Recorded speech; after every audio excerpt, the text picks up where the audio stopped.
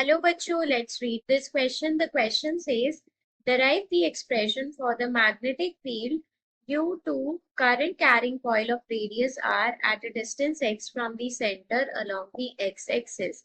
So यहाँ पर हमारे पास जो की कॉन्सेप्ट यूज होगा वो है हमारे पास magnetic field on the axis of a current carrying circular coil.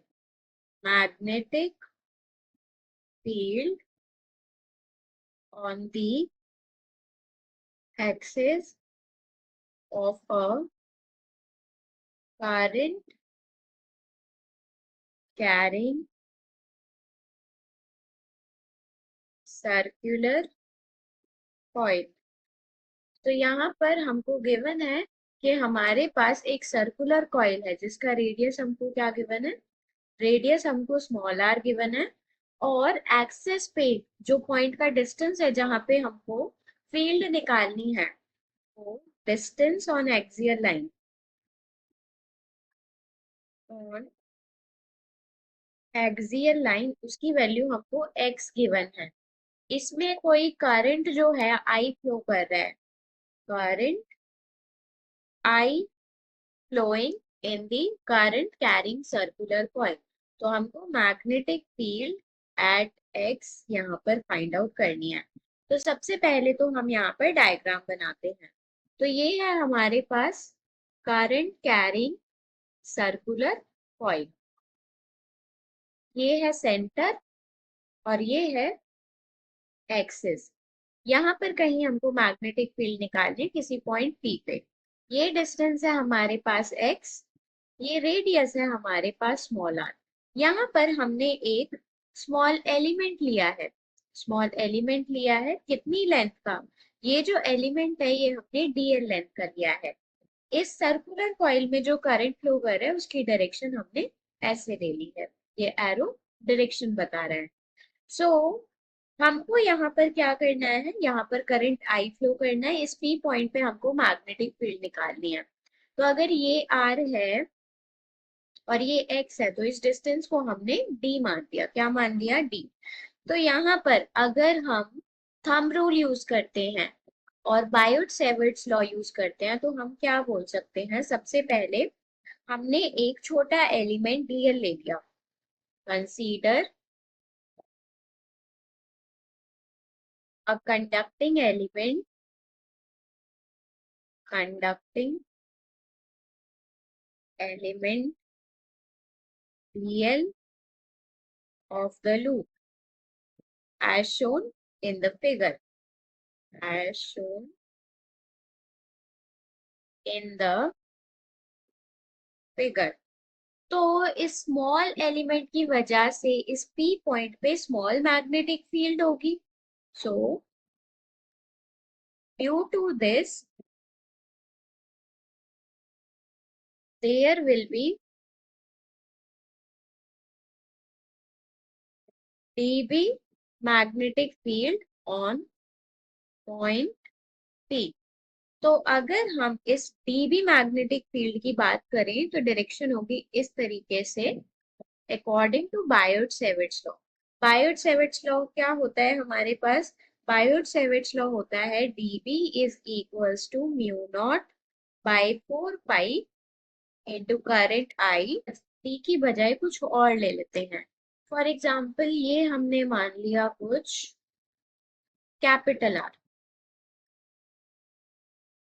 सो हमारे पास बायोट सेवर्ट्स लॉ के अकॉर्डिंग ये क्या हो जाएगा, DL vector cross with D R vector divided by capital R cube, ये है बायोट सेवर्ट्स लॉ। आप पाइथागोरस थ्योरम यूज करेंगे तो क्या बोल सकते हैं, capital R square is equals to small R square plus X square. So यहाँ पर हम क्या बोल सकते हैं, यहाँ पर ये जो हमारे पास डीबी जो वेक्टर है, ये जो डीबी मैग्नेटिक फील्ड है, इसमें क्या होंगे, इसके हम कंपोनेंट्स तोड़ सकते हैं। एक होगा हमारे पास वर्टिकल कंपोनेंट और एक होगा हमारे पास हॉरिजॉन्टल कंपोनेंट। तो ये एंगल हमने थीटा मान दिया। तो हॉरिजॉन्टल कंपोनेंट क्या हो जाएगा, हॉरिजॉन्टल कंपोनेंट हो जाएगा हमारे पास dv cos थीटा। ऐसे ही हमारे पास वर्टिकल कंपोनेंट होगा। वर्टिकल कंपोनेंट क्या हो जाएगा? वर्टिकल कंपोनेंट जो है वो हो जाएगा हमारे पास dv sin थीटा। अब सिमेट्री की वजह से वर्टिकल कंपोनेंट कैंसिल आउट हो जाएंगे। Due to symmetry vertical components will cancel out. Vertical components will cancel out. तो वो कैंसिल आउट हो जाएंगे तो केवल हमारे पास हॉरिजॉन्टल कंपोनेंट बचेंगे। तो ओवरऑल जो हमारे पास मैग्नेटिक फील्ड होगी वो क्या होगी? सो हमारे पास जो ओवरऑल मैग्नेटिक फील्ड है वो डीबी एक्स है। वो किसके इक्वल है? DB into cos theta. DB की वैल्यू हम ऑलरेडी निकाल चुके हैं। डीबी बाइट-सेविट लॉ के अकॉर्डिंग हमने देखा mu naught I by 4 pi into dl vector cross with dr vector divided by are cube into cos theta.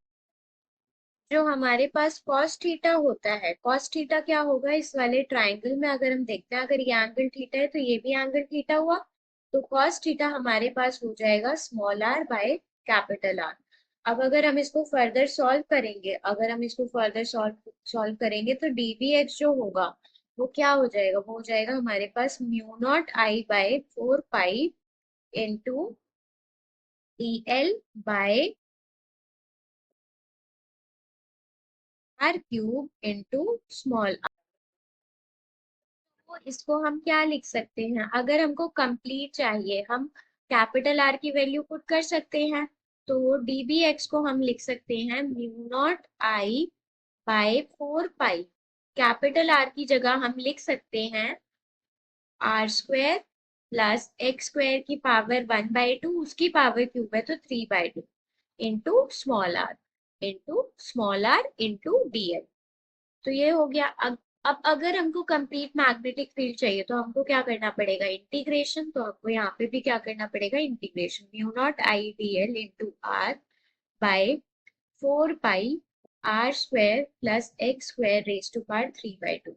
अब यहाँ पर ओवरऑल मैग्नेटिक फील्ड जो आएगी वो क्या आ जाएगी? म्यू नॉट कांस्टेंट है, आई कांस्टेंट है, आर कांस्टेंट है, 4 पाई कांस्टेंट है और एक्स भी कांस्टेंट है। तो ये सब इंटीग्रेशन से बाहर आ जाएंगे।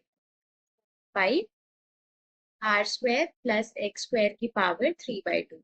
इंटीग्रेट क्या करना है? इंटीग्रेट केवल हमको डीएल करना है, डीएल स्मॉल एलिमेंटल रूप में। तो अगर हम कंप्लीट इंटीग्रेशन करेंगे तो वो क्या आ जाएगा? वो आ जाएगा हमारे पास सरकमफेरेंस के इक्वल। सरकमफेरेंस क्या होती है? 2 pi R. So mu naught I R into 2 pi R divided by 4 pi R square plus X square raise to power 3/2। So यहाँ से पाई कैंसिल हो गया, ये आ गया हमारे पास 2। तो हम इसको क्या लिख सकते हैं? बी नॉट या फिर बी नेट जो होगा वो क्या होगा? वो होगा mu naught I. So it is mu naught I into R square divided by 2 R square plus X square raise to power 3/2। So ये आ गया हमारे पास नेट मैग्नेटिक फील्ड का फॉर्मूला। इसको हम ऐसे भी लिख सकते हैं, बी नॉट इक्वल्स टू इस स्मॉल आर से ही मल्टीप्लाई कर लिया, स्मॉल आर से ही डिवाइड कर दिया, मतलब mu naught I into R cube divided by 2 R into R square plus X square raise to power 3/2। तो अगर इसको हम सिंप्लीफाई करके लिखेंगे तो हम ऐसे भी लिख सकते हैं mu naught I by 2 R into R upon under root of R square plus X square overall power 3। इस तरीके से हम लिखेंगे तो हमारे पास नेट मैग्नेटिक फील्ड आ जाएगी। अगर हमको इस फॉर्मूले को यूज करके सेंटर पे निकालना है तो एक्स की वैल्यू क्या पुट करनी है? 0। तो ये ओवरऑल 1 हो जाएगा। तो हमारे पास सेंटर पे मैग्नेटिक फील्ड आ जाएगी mu naught I by 2 R. So hope you understood it well. Best of luck.